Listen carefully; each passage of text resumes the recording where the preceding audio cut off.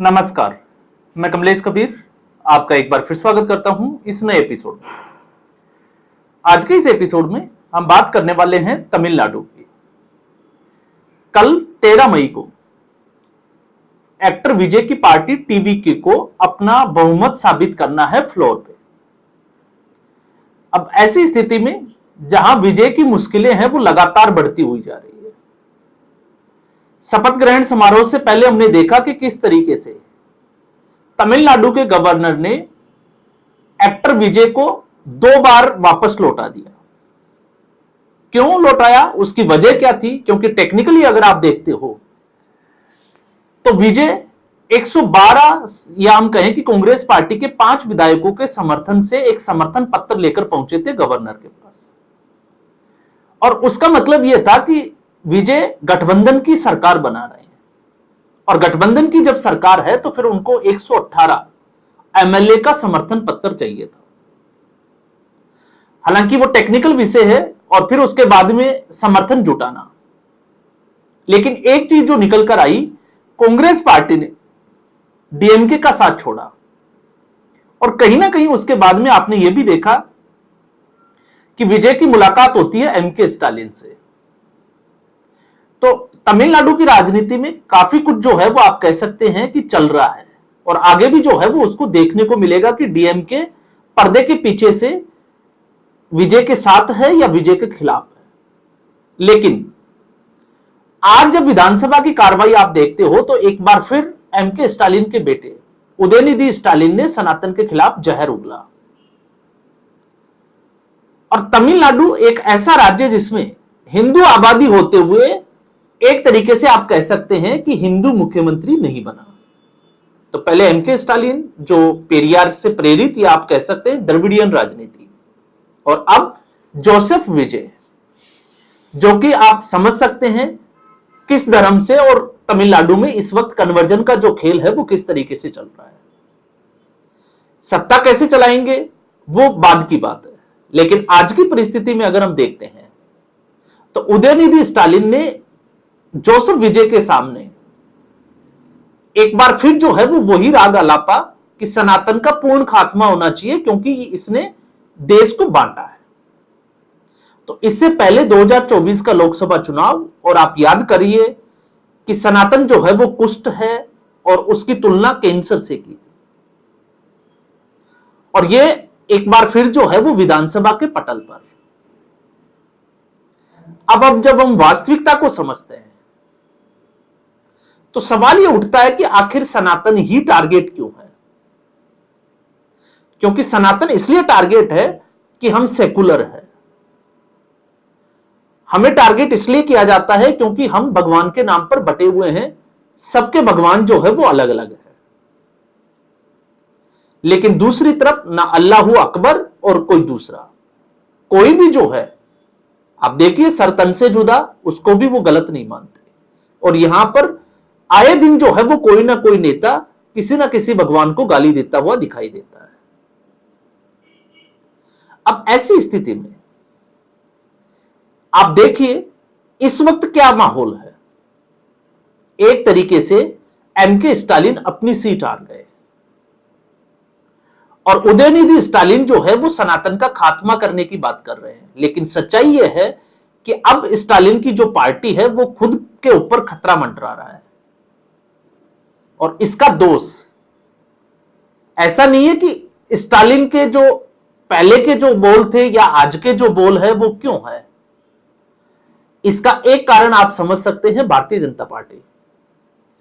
Bharatiya Janata party को जो लड़ाई तमिलनाडु में लड़नी चाहिए थी वो लड़ाई लड़ी ही नहीं।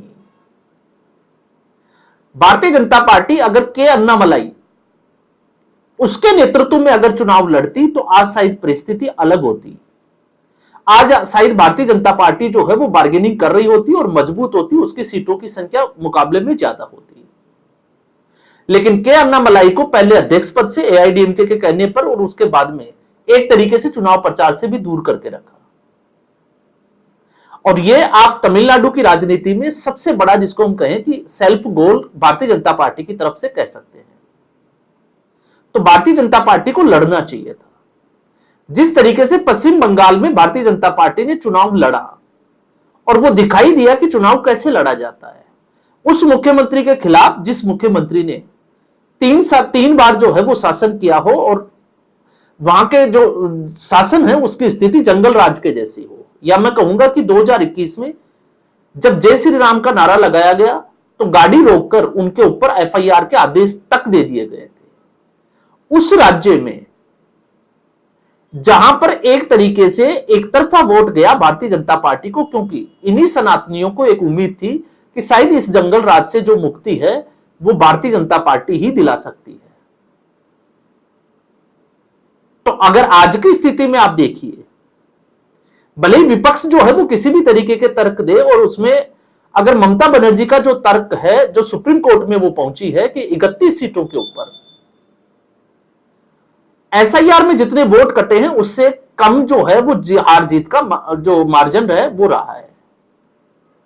अब ऐसी स्थिति में अगर सुप्रीम कोर्ट 31 सीटें अगर टीएमसी के खाते में भी, जो कि स्वाभाविक सी बात है कि अगर आप वोटिंग पैटर्न को देखोगे, आप अगर फैक्ट्स के साथ या टेक्निकली अगर आप इसको समझोगे तो एक चीज समझ में आएगी कि एक तरफ जो है वो हिंदू बाहुल्य और दूसरी तरफ मुस्लिम। जो हिंदू आबादी है उसने बढ़ चढ़कर वोट दिया भारतीय जनता पार्टी को और मुस्लिम आबादी ने वोट दिया टीएमसी को।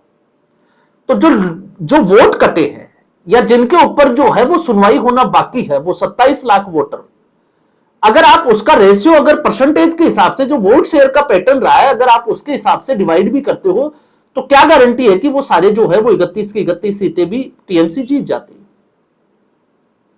अब मान लीजिए अगर 45% और 40% अगर 3 से 4% या 5% के वोट शेयर का फर्क है तो आप 27 लाख में वो फर्क कर दीजिए, आपको समझ में आएगा कि कौन सी पार्टी जीत रही है। या फिर आप दूसरे तरीके से अगर आप देखोगे तो एनडीए गठबंधन की जो सीटें हैं उसमें से आप 31 सीट जो है वो कम कर दीजिए और 31 सीट टीएमसी के खाते में डाल दीजिए। तो क्या टीएमसी सरकार बना रही है? तो यह स्थिति इसलिए है क्योंकि भारतीय जनता पार्टी ने एक तरीके से घुसपैठियों को मुद्दा बनाया और दूसरा जिस तरीके से ममता बनर्जी ने मुस्लिम तुष्टीकरण के लिए ध्रुवीकरण किया उसका काउंटर जो है वो अटैक किया। लोग सड़कों पर निकले, विरोध किया और उसके बाद में जब वोटिंग किया, मतदान किया और भारतीय जनता पार्टी जब सत्ता में आई तो जिस तरीके से जश्न मनाया और एक तरीके से हम कह सकते हैं कि पश्चिम बंगाल जो है वो भगवा रंग में डूब गया। तो क्या यह स्थिति तमिलनाडु में नहीं हो सकती थी? तमिलनाडु में हो सकती थी टीवीके के नजरिए से, क्योंकि टीवीके को जो है वो एमके स्टालिन की जरूरत है। क्यों जरूरत है? क्योंकि कल जब फ्लोर टेस्ट होगा तो टीवीके के एक विधायक की मद्रास हाईकोर्ट ने जो है वो उसमें कार्रवाई में भाग लेने से रोक लगा दी है। तो एक विधायक और जो है वो टीवीके का कम हो गया है, जो आपको पता होगा तिरुपतुर सीट से आरके पेरिया कुरुप्पन जो एक वोट से चुनाव हार गए थे और वो अपनी जो है वो बैलेट पेपर को लेकर एक याचिका लेकर गए थे और उसके ऊपर फैसला दिया है। तो एक तरीके से 108 में से एक वोट जो है वो कम हो जाता है टीवीके का, क्योंकि विजय 2 सीटों पर चुनाव लड़े, और दूसरा कम हो जाता है तिरुपतुर सीट से। तो दो आप कह सकते हो कि बहुमत के लिए 2 वोट कम पड़ते हैं अब टीवीके के पास। इसलिए आप समझ सकते हैं कि तमिलनाडु में चल क्या रहा है। लेकिन स्थिति कमोबेश जो है वो ठीक उसी तरीके से आती है। और एक तरीके से अगर आप देखते हो, अगर इसका आप सकारात्मक पहलू देखते हो तो जितना जो है वो सनातन का अब जो है वो टारगेट किया जा रहा है उतना ही जो है वो सनातन उसके प्रबल रूप में जो है वो बाहर आ रहा है। बस जरूरत है कि भारतीय जनता पार्टी उस राज्य में चुनाव कैसे लड़ती है। तो अगर आप धरातल की स्थिति देखोगे तो पश्चिम बंगाल को आप समझ सकते हैं कि भारतीय जनता पार्टी ने कैसे चुनाव लड़ा, और तमिलनाडु में एक तरीके से भारतीय जनता पार्टी ने आप कह सकते हो कि इतनी बड़ी पार्टी होते हुए या एआईडीएमके के भरोसे अपनी पार्टी को जो है वो उस स्थिति में लाकर खड़ा कर दिया जिसकी कल्पना किसी ने भी नहीं की थी। क्योंकि जो युवा था, जेनजी आप कह सकते हैं, अन्नामलाई का जो क्रेज था, लेकिन जब अन्नामलाई ही साइड कर दिए गए तो फिर वो किस तरफ जाएगा? तो वो वोटर जो है वो गया विकल्प के तौर पर विजय के साथ। और यही एक वजह है कि आज उदयनिधि स्टालिन जो है वो विधानसभा के फ्लोर के ऊपर इस तरीके की बात कर रहा है। तो यह है सनातन विरोधियों का हाल। अब सनातन खत्म होगा या नहीं होगा, क्योंकि आज तक हुआ नहीं। मुगलों ने आक्रमण किए, मंदिर तोड़े, सब कुछ किया, लिटरेचर जला दिया, अंग्रेजों ने लूटा, लिटरेचर को लूटा, लेकिन सनातन खत्म नहीं हुआ, सब खत्म होते चले गए। अब ये लोग किस तरीके से बात कर सकते हैं वो आप समझ सकते हैं। अब आते हैं हम दूसरा, जो अपने आप को जो है वो सनातन के संरक्षक समझते हैं। मैं शंकराचार्य तो नहीं कहूंगा, आप उसको फर्जी शंकराचार्य कह सकते हैं और उसको शुक्राचार्य कह सकते हैं। सीधे तौर पर पश्चिम बंगाल की जो जनता थी, जिसने भारतीय जनता पार्टी को सत्ता में लाए, अभी मुक्तेश्वरानंद उसको गाली दे रहे हैं। पश्चिम बंगाल की जनता को जो है वो नासमझ बता रहे हैं। वो इसलिए नासमझ है क्योंकि उन्होंने भारतीय जनता पार्टी को वोट दिया है, उन्होंने ममता बनर्जी को वोट नहीं दिया। तो एक तरीके से अखिलेश यादव के लिए बैटिंग करते हुए, क्योंकि उस व्यक्ति को आप अगर देखोगे तो इस इतिहास की अगर हम बात करें तो महाकुंभ में लगभग जो है वो 67 करोड़ के आसपास श्रद्धालुओं ने डुबकी लगाई, जो देश और विदेशों से प्रयागराज पहुंचे थे। और उस सब व्यवस्था को लेकर एक ही व्यक्ति का नाम आता है, वो है योगी आदित्यनाथ। और जब योगी आदित्यनाथ की बात आती है तो अभी मुक्तेश्वरानंद की जो ईर्ष्या है, जलन है, उसको आप समझ सकते हैं।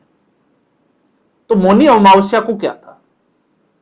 दूसरे शंकराचार्य भी थे जो किस तरीके से जो है वो घाट पर जाकर स्नान किए, लेकिन इस फर्जी शंकराचार्य को विवाद खड़ा करना था योगी आदित्यनाथ को बदनाम करने के लिए, और वो किया। और जब मजबूती की हम बात करते हैं तो आप देखिए, एक वैनिटी वैन से चलने वाला, लग्जरी लाइफ जीने वाला एक व्यक्ति जो ये कहता हो कि वो अनशन पर बैठेगा और 2 घंटे बाद वैनिटी वैन में बैठकर जो है वो फरार हो जाता है। यह है सच्चाई। और आज आप देखिए, अखिलेश यादव तो मुलायम सिंह यादव से लेकर अब तक अखिलेश यादव की सरकार का अगर आप देखोगे तो किस तरीके से उन्होंने सनातन के खिलाफ जो है वो काम किया। एक वक्त था जब सैफई महोत्सव होता था सरकार के पैसे पर, और क्या होता था? लड़कियों का नाच गाना। और आज अगर आप योगी आदित्यनाथ की सरकार को देखोगे तो दीपोत्सव होता है अयोध्या में, और Guinness book of world record में जो है उसका नाम दर्ज होता है। यह है इन दोनों में खास अंतर।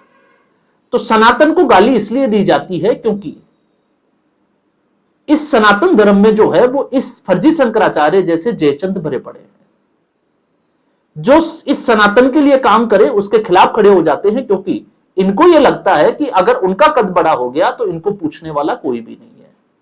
तो आप देखिए, अभी मुक्तेश्वरानंद सभा करने जाते हैं और कितने लोग पहुंचते हैं, कुर्सियां खाली दिखाई देती है।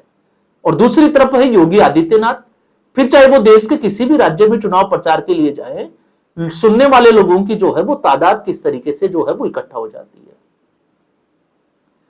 तो उदयनिधि स्टालिन जो सपना देख रहे हैं वो कब पूरा होगा ये तो नहीं कह सकते, लेकिन आने वाले समय में आप ये देख सकते हैं कि डीएमके का पूर्ण खात्मा होने जा रहा है।